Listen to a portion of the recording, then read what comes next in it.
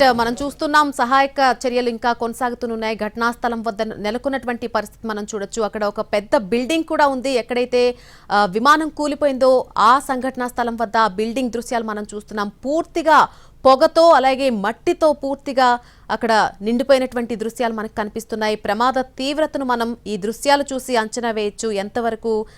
ఎంత తీవ్రతతో ఈ ప్రమాదం జరిగింది అనేది మనం అంచనా వేయొచ్చు. ప్రస్తుతమైతే క్షతగాత్రులను హాస్పిటల్కు తరలిస్తున్నారు. హుటాహుటిన వారికి వైద్యం అందించేందుకు ప్రయత్నాలు చేస్తున్నారు. మరొక వైపు సంఘటనా స్థలం వద్ద అవసరమైనటువంటి అన్ని సహాయక చర్యలు కూడా ఇంకా కొనసాగుతున్నాయి. చాలా వేగ ప్రతిపదికన కొనసాగుతున్నాయి సహాయక చర్యలన్నీ కూడా. మనం చూడొచ్చు అక్కడ లెఫ్ట్ సైడ్ బాక్స్లో ఫస్ట్ బాక్స్లో మనకు కూలిపోతూ ఉన్నప్పుడు టేకాఫ్ అయినటువంటి 2 నిమిషాలకే ఫ్లైట్ ఏ విధంగా టేకాఫ్ అయింది, ఆ తర్వాత వెంటనే 2 నిమిషాల లోపే ఏ విధంగా కూలిపోయింది అనేటువంటి దృశ్యాలు మనకు చూడొచ్చు. అహ్మదాబాద్ నుంచి లండన్కు బయలుదేరినటువంటి విమానం కావడంతో ఫ్యూయల్ స్టోరేజ్ కూడా చాలా భారీగా ఉంటుంది. ఎక్కువగా ఫ్యూయల్ స్టోరేజ్ పెట్టుకొని ఈ విమానం బయలుదేరినటువంటి నేపథ్యంలో ప్రమాదం సంభవించినప్పుడు ఒక్కసారిగా ఎంత భారీ స్థాయిలో అక్కడ మంటలు చెలరేగాయి అనేది చూస్తే ప్రమాద తీవ్రతను మనం అంచనా వేయొచ్చు. సంఘటనా స్థలం వద్ద సహాయక చర్యలు వేగంగా కొనసాగుతూ ఉన్నాయి. అక్కడ జరుగుతున్నటువంటి సహాయక చర్యలకు సంబంధించి ప్రమాద తీవ్రతకు సంబంధించి పూర్తి అప్డేట్ మా ప్రతినిధి రాజు అందిస్తారు. రాజు.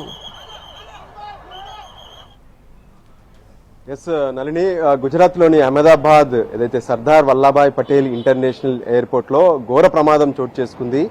ఇప్పటికీ అంటే ఏదైతే అహ్మదాబాద్ నుంచి లండన్ వెళ్లాల్సినటువంటి విమానం, ఇందులో మొత్తం 242 మంది ఉన్నారు. 10 మంది అటు విమాన సిబ్బంది ఎవరైతే ఎయిర్ హోస్టెస్ మిగతా వాళ్ళు ఉంటే, మరో పక్క 2 పైలట్స్ కూడా ఉన్నారు. ఇక మిగతా వాళ్ళందరూ కూడా 230 మంది ప్యాసింజర్లే. సో వీళ్ళందరూ సరిగ్గా 1:40 నిమిషాలకు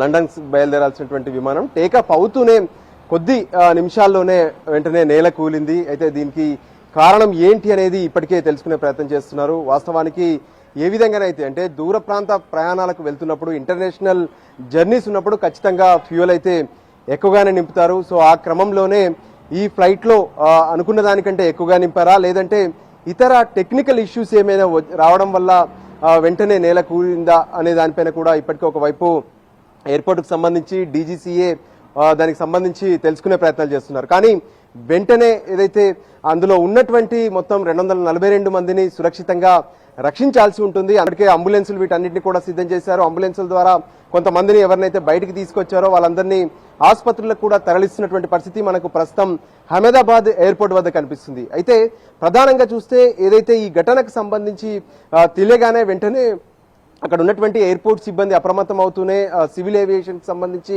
వాళ్ళని కూడా అలర్ట్ చేశారు. మరోపక్క అహ్మదాబాద్ ఇంటర్నేషనల్ ఎయిర్పోర్ట్ ను ప్రస్తుతం తాత్కాలికంగా మొత్తం మూసివేశారని చెప్పుకోవచ్చు. ఎందుకంటే అక్కడ నుంచి ఇక ఏ ఫ్లైట్ టేకాఫ్ కాదు.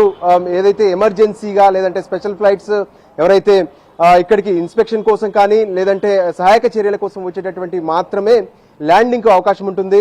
ఇంటర్నేషనల్ ఎయిర్పోర్ట్ ఇక్కడ నుంచి రెగ్యులర్ గా కూడా ఎన్నో దేశాలకు విమానాలు వెళ్తూనే ఉంటాయి. ఎప్పుడు కూడా ఎటువంటి ప్రమాదం జరగలేదు. నిజంగా చెప్పాలంటే దేశంలోనే ఇటువంటి ప్రమాదం ఎప్పుడు కూడా జరగలేదు. సో ఎప్పుడైతే టేకప్ అవుతూనే కొద్ది మీటర్ల ఎత్తుకు ఎగరగానే ఆ విమానం నేల కూలింది. సో దాంతోనే ఈ ప్రమాదం జరిగింది. సో ఇప్పటి వరకైతే కొంతమందికి అంటే గాయాలైనట్టుగా తెలుస్తుంది. కానీ ఇతర సమాచారం మాత్రం ఎక్కడ కూడా ఎయిర్పోర్ట్ కు సంబంధించి ఎటువంటి సమాచారం అధికారికంగా మాత్రం ప్రకటించలేదు.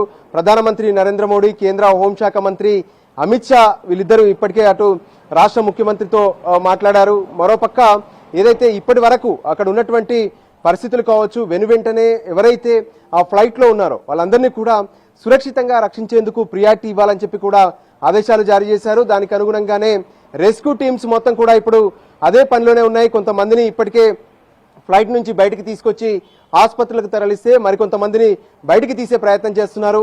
సో ఎప్పుడైనా సరే ఏదైతే బోర్డింగ్ అయిన తర్వాత అంటే ఏదైతే అక్కడే టేకాఫ్ కాకుండా ఉన్నటువంటి ఫ్లైట్ లో ఏదైనా ఎమర్జెన్సీగా సమస్యలు తలెత్తడం కానీ లేదంటే ఫైర్ కనుక అవుతే వెంటనే అప్పటికప్పుడు ఎమర్జెన్సీ ఎగ్జిట్ ద్వారా వాళ్ళందరినీ కూడా బయటికి పంపిస్తారు. కానీ గాల్లోకి ఎగురుతున్నటువంటి విమానం ఒక్కసారిగా నేల కూలడం అంటే ఆ లోపు ఎవరు కూడా ఇంకా ఏదైతే అప్రమత్తంగా బయటికి దూకే ప్రయత్నాలు కానీ ఇవన్నీ ఛాన్స్ ఉండవు.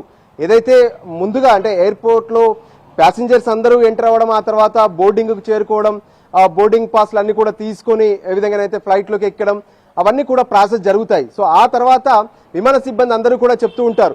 సో ఏ విధంగానైతే ఎమర్జెన్సీ సమయాల్లో ఎలా చేయాలి ఏంటి అని చెప్తున్నటువంటి క్రమంలోనే ఇదంతా కూడా జరిగిందని చెప్పుకోవచ్చు. సో మొత్తానికి అటు లోపల ఉన్నటువంటి వాళ్ళు షాక్ కాదు, ఎవరైతే బయట వాళ్ళ రిలేటివ్స్ ఎవరైతే, ఎందుకంటే లండన్ వెళ్తున్నటువంటి వాళ్ళందరికీ కూడా తమ బంధువులందరూ సెండప్ చెప్పడానికి వస్తారు. ఇంకా వాళ్ళు ఆ ఎయిర్పోర్ట్ నుంచి బయటికి కూడా వెళ్ళలేదు. ఈలోపే ఈ ప్రమాదం చోటు చేసుకుంది. అంతేకాదు కొంతమంది ఏదైతే మాజీ ముఖ్యమంత్రులు కూడా ఉన్నట్టుగా తెలుస్తుంది. మరోపక్క కొంతమంది ఇతర ఏదైతే సిబ్బంది కూడా ఉన్నట్టుగా తెలుస్తుంది. సో పూర్తి వివరాలు ఇంకా తెలియాల్సినటువంటి అవసరం అయితే కనిపిస్తుంది. సో మొత్తం 242 మందిలో ఇప్పటికే కొంతమందిని అయితే ఆసుపత్రులకు తరలిస్తున్నారు. మంటలను ఆర్పే ప్రయత్నం కొనసాగుతూనే ఉంది. ఆ మంటలు ఒకవైపు పొగ, దట్టమైనటువంటి పొగను ఏదైతే ఆ లోపలికి వెళ్ళి దాన్ని తప్పించుకొని సైతం ఏ విధంగానైతే అటు ఎయిర్పోర్ట్ లో ఉన్నటువంటి ఫైర్ ఇంజన్స్ కి సంబంధించి కూడా వాళ్ళు ఎప్పుడు కూడా ఇందులోనే కొంత వాళ్ళకి ప్రాక్టీస్ ఉంటుంది. ఎందుకంటే ఫ్లైట్ ఎప్పుడైతే క్రాష్ అవుతుందో ఖచ్చితంగా అందులో ఉన్నటువంటి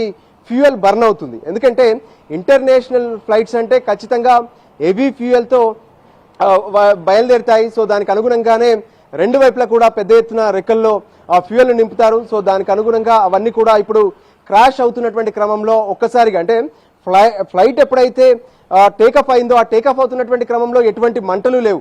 సో ఎప్పుడైతే అది పైకి వెళ్తూ మనం చూస్తూనే ఉన్నాము ఎన్టీవీ స్క్రీన్ మీద పైకి వెళ్తున్నటువంటి ఫ్లైట్ ఒక్కసారిగా కిందికి పడిపోతున్నటువంటిది కూడా చూస్తున్నాం. సో అలా పడిపోతున్నటువంటి క్రమంలో కింద నేలను తాకుతూనే ఆ ఫ్యూయల్ ఏదైతే ఉందో బర్న్ అయింది. దాంతోనే మంటలు అంటుకున్నాయి. ఆ మంటల నుంచి దట్టమైనటువంటి పొగ కూడా అలుముకున్నటువంటి పరిస్థితి కనిపిస్తుంది. సో దానికి అనుగుణంగానే ఇప్పుడు పెద్ద ఎత్తున అక్కడ ఉన్నటువంటి వాళ్ళ పరిస్థితి ఏంటి అని టెన్షన్ పడుతున్నారు.